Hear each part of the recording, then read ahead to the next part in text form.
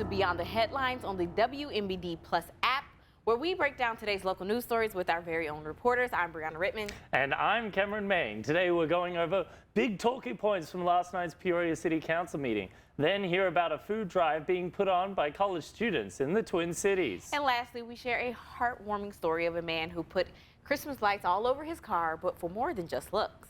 But our first local story of the day, it was a jam-packed agenda for members of Peoria City Council last night. Cameron Main was at the meeting and goes over some of the big talking points. Yeah, so it was a long meeting. I think it ended up being a total of like 4 and a bit hours we were there, roughly. Were there like... Maybe 3.5, close to 4 hour long. So you didn't meeting. make the 10 o'clock. Yeah, well, we got all the content actually done in, was on my laptop going boop, boop, boop, boop, boop, Okay. getting it all typed up and then transferred over. So people actually got to see what was happening, but it was long, and I got back at around like 9:58 p.m. wow. So it was a long meeting. So here's some of the things that did pass and some of the things that we did talk about that didn't actually make it.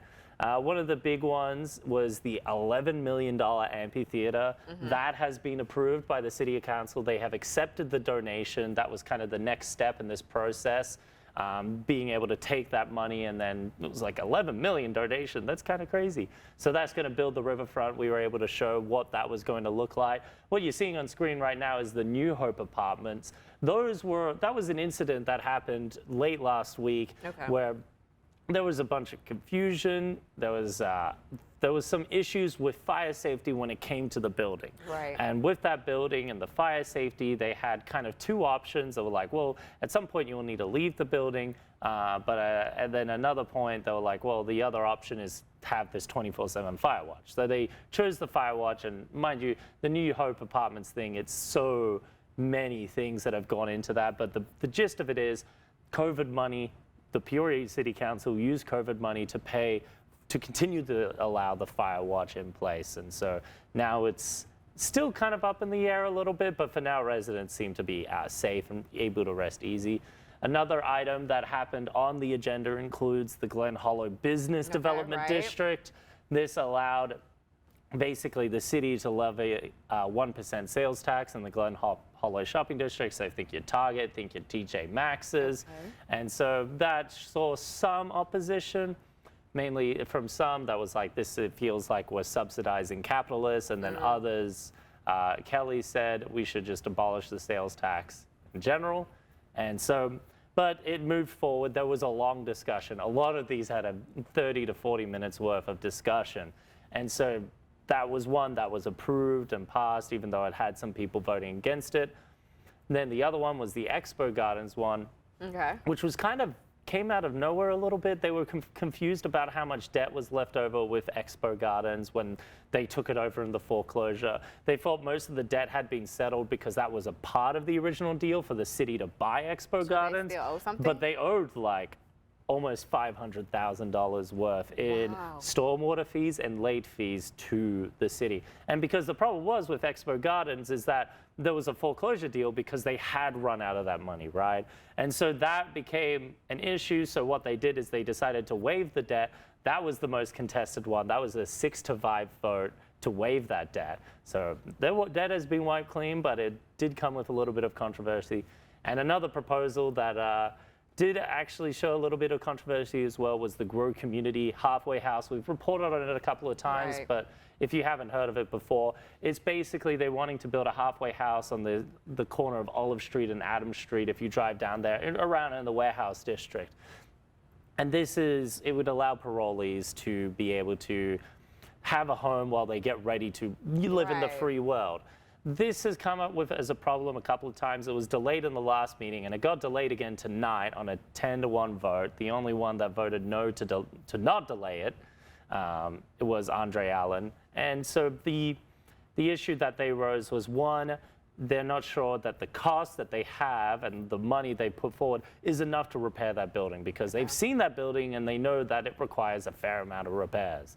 And then another thing with it was Grow Community, and the people speaking there actually admitted to this, that they had not talked to businesses prior. Okay. And so they were like, well, you need to talk to businesses. There's a reason why you have to go get a special permit on this issue, because you need to let all these other people know that you're going to have formerly incarcerated people in the area, and for some people that is an issue.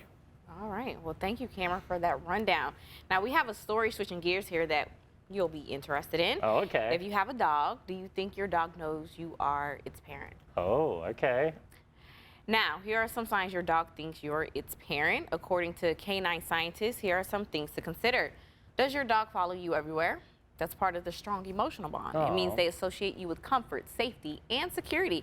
Do they bring you their toys? They're inviting you to play. They want to bond with you.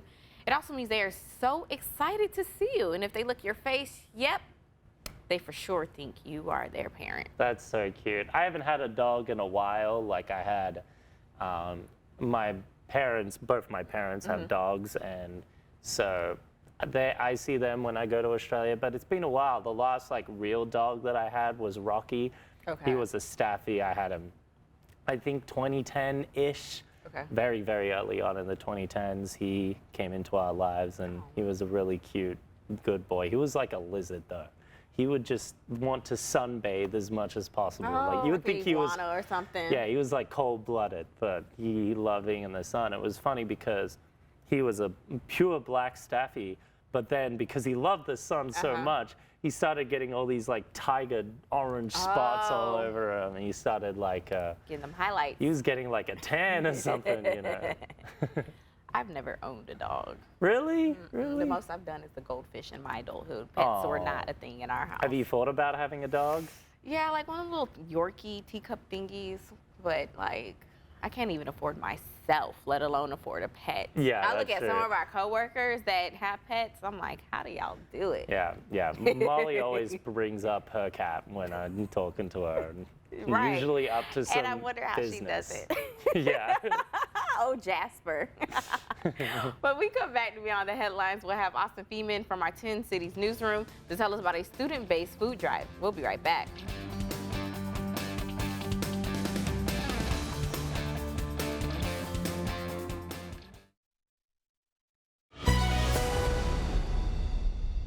Welcome back. Another big local story of the day. Heartland Community College students in the Twin Cities are doing their part in fighting against food insecurity. WNBD's Austin Feeman is live from our Twin Cities newsroom with more on what these students are doing to make sure everyone has a meal. So, Austin, what are the students doing to fight food insecurity? Yes, so thank you guys. So what the students are doing to fight food insecurity is basically they created their own food drive. It's called the Hawks Food Drive. Originally it was meant for international students. They saw that they had a public comment at one of their meetings, I believe last year, about international students and not being able to have the food that they need. But over time, this kind of turned into food for anyone and everyone who needs it. Students, faculty, staff, anyone at Heartland, they're able to get food from this food drive. Now, this was started by the Student Government Association. That was the meeting I was talking about. And basically, they created this committee in which created this food drive. So they've been collecting food for just about a year or so, or they started earlier this year. And since they've started, they have collected just around 1,900 items of different food items or from the food drive. Well, first, Austin, I just want to say, your haircut is looking really snazzy. I really like it, but actually on the topic, where do these donations go? Thank you, Cameron. I know I desperately needed a haircut. I felt like a whole new man. Alex was talking about it yesterday on Beyond the Headlines as well. But thank you very much for the kind words. Now, all of these donations are going to one place, and that is the Heartland Food Pantry. Now, this food pantry, it holds the donations from the Hawk Food Drive, while also getting food from the Midwest and the Eastern food banks that are around Central Illinois. So they kind of collect all of this food into one place and have a pantry. Now, students are able to go in once a week and fill a bag with groceries or food items that they need. That way they are able to have a meal or meals, multiple meals that week. This food pantry has gained a lot of traction in the past few months, and they are running low. When I was there earlier today, the shelves were pretty bare, but they are going to pick up some more food from the food banks tomorrow, and then they're also just constantly getting donations in from the food drive. But they have a lot of demand right now, and obviously with a lot of demand they need more supply, and that supply comes from donations. So they're really looking for more donations as much as possible, really to fill this pantry with as much food as they can to give people a variety of foods to choose from. Okay, now Austin, why is it important to fight food insecurity specifically at Heartland? Yeah, so, you know, without proper nutrition, it's kind of hard to be successful in a classroom. You know, for me personally, when I have an empty stomach, I get real hangry, and then I don't think about anything except eating, and I will snap at anyone. But that's just me personally. But, you know, classroom success is hard when you are not eating meals or 3 meals a day. And that's according to the director of wellness at Heartland Community College. And also, they don't really have like a dining hall or anything like that of sorts on campus like other universities may have. So students are kind of relying on themselves to get food for them to eat throughout the weeks that they are in college. So really, it's important because without proper nutrition, without proper food intake, you can't focus in the classrooms. You can't focus on your studies. It's just harder to do with an empty stomach. But this food pantry and the food drive, it's giving students a way to have a meal rather than going hungry for a week or 2 at a time. So that's why it's important. All right, thank you so much, Austin. Appreciate you breaking that down. And well, check this out. Over the weekend, GameStop held a Trade in Anything Day. I forgot to participate. They need to do it again. Well, customers could bring in pretty much anything for store credit. You're looking at some of the things people brought in across the country: bowling balls, old 10 seasons of Friends, a plastic spoon, taxidermy. Everybody who bought something in got a $5 credit to use in the store. How handy. And of course, if you brought something actually valuable, the standard trade-in policy applied to that. How interesting. Not too bad. $5. $5, yeah. Some of them probably were better off auctioning their things in. Yeah, the speed limit sign is crazy. Wild. I don't think that's legal. Like the bowling ball, you were better off probably taking that to a bowling alley. Actually, like, isn't that super, like, illegal to, like, well, like, you could buy a bowling ball. Right. But you can't buy a 20-mile sign. Like, that's kind of crazy. That's not something you find. What would you trade in? Oh, okay. From inside my house, I would like, I don't really have anything I'd want to trade in. Right. Me neither. Maybe something that's like broken. That's like, that I just don't want to, but like I feel bad like just throwing out. Right. So then I'm giving it away and then I go, well, someone maybe smarter than me can like fix it. I would do like some kitchenware or like some shoes or something like that. Yeah. Shoes that I'm like, I don't want to wear them anymore. I usually go through the 2 pairs of shoes over like the course of like a year or 2. So when those they give away. They give away, you know. It's weird because usually like the holes, they start like at where my foot is. So if this is like my foot, you know, that's like the heel and then this is the toes. Like around here is where it like, where the hole comes in on my socks and shoes. It's really annoying. Oh, wow. You get your money's worth out of them. Yeah. All right, well, we've got a heartwarming Christmas story for you all up next. A car full of Christmas lights, but for a good reason. We'll be right back.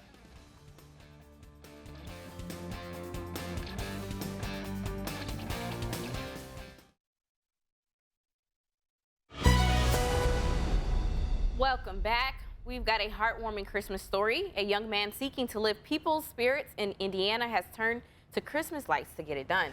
Rafael Sanchez shares the story on the car, the compassion, and the clear message on mental health. Check it out. The lights illuminate the corner of Elm and Maple in Greenfield. The bright colors are not part of anything traditional, and people are noticing. Hear for yourself. Hey, buddy, that's awesome, man. This display is made out of How many lights? 7,375. the bulbs come to life once 2 batteries are turned on. Let's see that again. Hayden Durick got the idea to wrap his Mustang in Christmas lights from a post that he saw on social media. The 18-year-old, who dealt with his own mental health, found a vehicle, this one, to expose a sensitive issue into the light. I just, honestly, there were times where I didn't want to live life anymore, and it was a struggle. And you know, a lot of people overlook the young people's mental health. The vehicle, per state law, can't be driven with the Christmas lights on when it's being used as a regular passenger car, but it can participate in controlled public events like 10 parades and festivals. Also last year, it was parked for all to enjoy outside 60 nursing and assisted living homes. It visited 12 birthday and 9 Christmas parties to cheer people up. I know there's a lot of people in my community alone, but worldwide, that struggle with mental health. In his second year, Hayden hopes his effort will inspire people to be driven to shine brightly for others. To be a light and spread a little kindness in a world that's dark.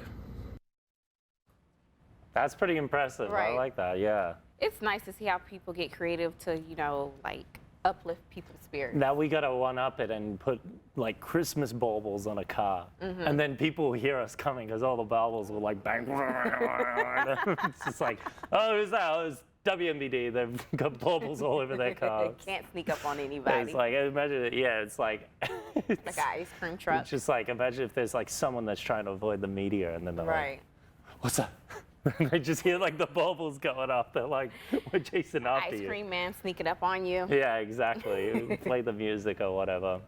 Now, this holiday season, Little US is turning a fan favorite into a festive surprise, literally.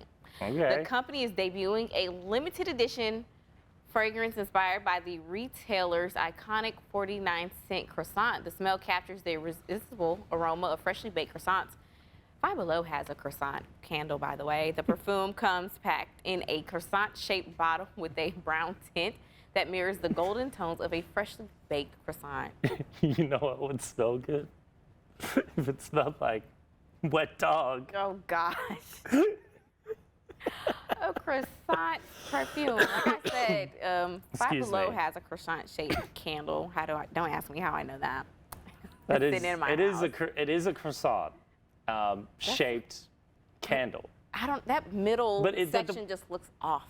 Well, wait, no, that's perfume. Yes. Oh, that's okay. I thought that so was you're a gonna candle. smell like a croissant. I was wondering where the wax was going, but it is perfume. No. Yeah, no. The one at that's, Five Below, the wax melts down, so it's the middle is where the candle sits. Right. Okay. That's, Right. There's always But- an interesting perfume. There's so many different types. Right. You know, there's like orange, wet dog. There's like Why would you Christmas. want to smell like that? Oh, my It's goodness. just- some people, they just want to smell like that. You know, that's what they want to do. Some people just want to say they have the collector's item too. So Yeah, that is true. It could be worth millions in the future. Wet dog croissant smell. Thank you for joining us for today's Beyond the Headlines. You can find all these stories and more over on our website, ciproud.com. Because Breaking news and weather updates 24/7. Log on to ciproud.com and download the free CI Proud to Go mobile app.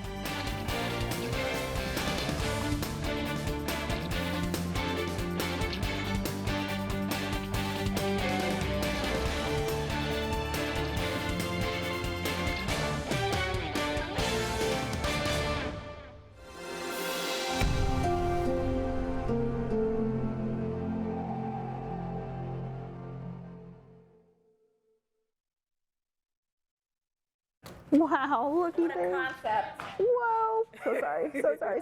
Okay. Thank you. Mic check 1, 2. Check mic 1, 2, 3, 4, 5.